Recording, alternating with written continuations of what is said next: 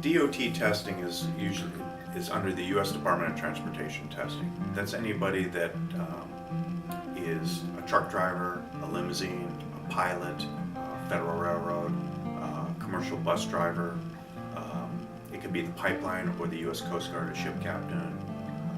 Those are usually people that are under the U.S. Department of Transportation regulations.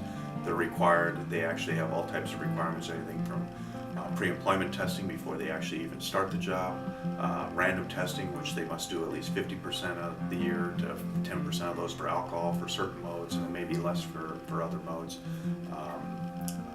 Reasonable suspicion if they suspect their employees are under the influence of drugs or alcohol. Follow-ups, return to duties, and there may be even a company policy type test. They're all required to test under DOT regulations. They're very specific. For each mode of transportation, they have specific requirements. We do all types of DOT transportation testing. We can meet anybody's needs. Our specialty is federal motor carriers, which would be truck drivers and limousine pilots. That's our expertise.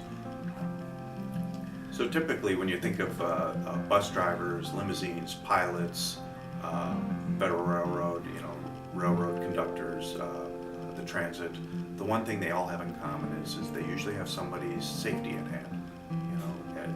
It's a liability issue, it's a risk issue. That's why they are required and mandated to do the federal testing.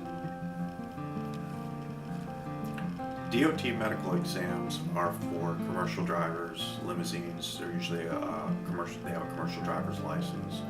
They're good for anywhere from 1 to 2 years. Anybody that is going to drive commercially has to have this. New regulations, it must be on file with the DMV in the state of California. We do for all states though, but this will be something new that will be coming along.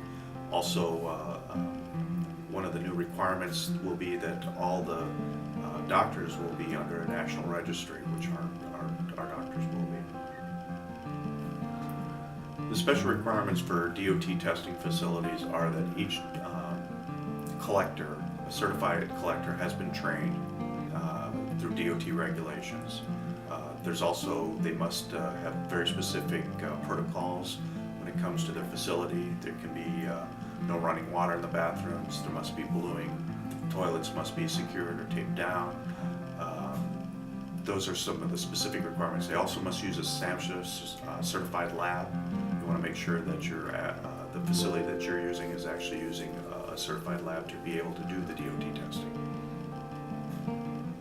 The rate of random testing for commercial drivers is 50% for drug and 10% for alcohol. That's your minimum requirements. At Real Occupational Testing Services, we strive to do 55% for drug testing and 15% for alcohol, just to exceed any minimum requirements that are required. Under DOT regulations, if you suspect a driver's been drinking or using drugs on the job, you have 2 hours to get them here to do a drug test. After 8 hours, you can no longer test your driver for alcohol, but it's 32 for drug.